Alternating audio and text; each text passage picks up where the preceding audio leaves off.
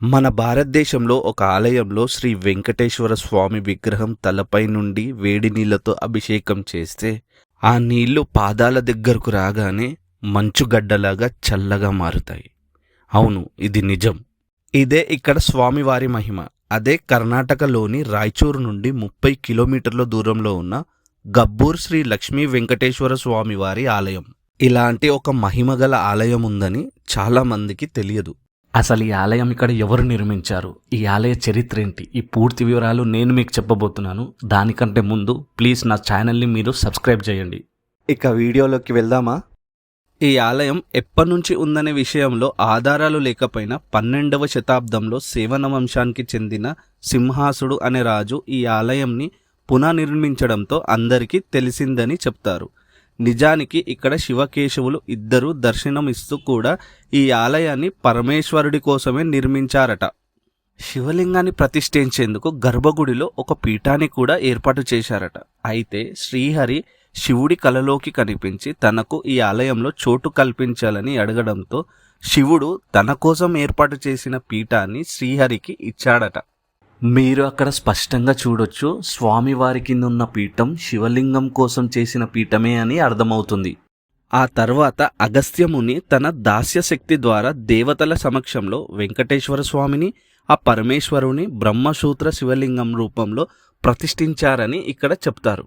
శివకేశవులు ఒకే చోట దర్శనమిచ్చే ఆలయాలు చాలా తక్కువ. అలాంటి వాటిల్లో ఈ శ్రీ లక్ష్మీ వెంకటేశ్వర స్వామి వారి ఆలయం ఒకటి. అందుకే ఈ ఆలయం చాలా మహిమగల ఆలయం అని చెప్తారు. ఈ ఆలయంలో శివుడు మరియు వెంకటేశ్వర స్వామి వేరే వేరే గర్భాలయాల్లో దర్శనమిస్తారు. ప్రసన్న వెంకటరమణ, ప్రసన్న రాజేశ్వరగా పిలిచే ఈ శివకేశవులను దర్శించుకుంటే కోరిన కోరికలు నెరవేరడంతో పాటు సకల శుభాలు కలుగుతాయని నమ్మకం. ఈ ఆలయంలో శివలింగానికి బ్రహ్మసూత్రం ఉంటుంది. అంటే శివలింగం పైన ప్రత్యేకంగా గీతలు కనిపిస్తాయి.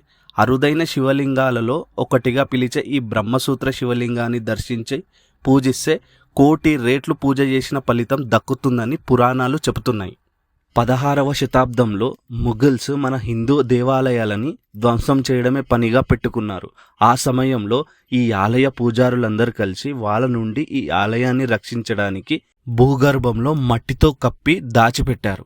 ఆ తర్వాత ఈ ఆలయం గురించి అందరూ మర్చిపోయారు. కేవలం ఆ ఆలయ పూజారి వంశానికి చెందిన వారే ఈ ఆలయానికి రహస్య మార్గం చేసి రోజు స్వామివారికి దీపం వెలిగించేవారు. ఆ తర్వాత 1995 మరియు 2000 సంవత్సరం మధ్యలో ఆ సమయంలో ఉన్న ఎండోన్మెంట్ మినిస్టర్ మరియు లోకల్ ఎంపీ సహాయంతో ఈ ఆలయ పూజారులు చాలా నెలల పాటు శ్రమించి ఈ ఆలయాన్ని మెల్లిమెల్లిగా వెలికి తీశారు. ఇక్కడ స్వామివార్లకు రోజు చేసే పూజలు ఒకెత్తైతే ఆదివారం నాడు వెంకటేశ్వర స్వామికి నిర్వహించే అభిషేకం మరోకెత్తు. ముఖ్యంగా ఆ రోజున వెంకటేశ్వర స్వామికి పొగలు కక్కే నీటితో అభిషేకాన్ని చేస్తారు. అయితే ఆ నీరు స్వామివారి పాదాలకు చేరగానే చల్లగా మారిపోతుంది. కొన్నాళ్ళ క్రితం స్వామీజీలు ఇక్కడికి వచ్చి పూజలు చేసి పొగలు కక్కే నీటిని తెప్పించి వెంకటేశ్వర స్వామికి అభిషేకం చేశారు. అలా పోసిన వేడి నీరు పాదాలకు చేరేలోపే చల్లగా మారిపోయింది.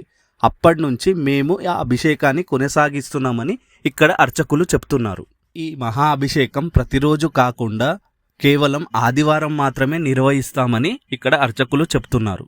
ఇక్కడ దసరా మరియు వైకుంఠ ఏకాదశి సమయాల్లో ఘనంగా బ్రహ్మోత్సవాలు నిర్వహిస్తారు. అప్పుడు భక్తులు చాలా మంది ఇక్కడికి దర్శనం కోసం వస్తారు. సాక్షాత్తు రాఘవేంద్ర స్వామి మంత్రాలయం నుండి ఈ ఆలయంలో వెంకటేశ్వర స్వామిని పూజించేవాడట. ఈ ఆలయం మంత్రాలయం నుండి కేవలం 75 కిలోమీటర్ దూరంలోనే ఉంటుంది.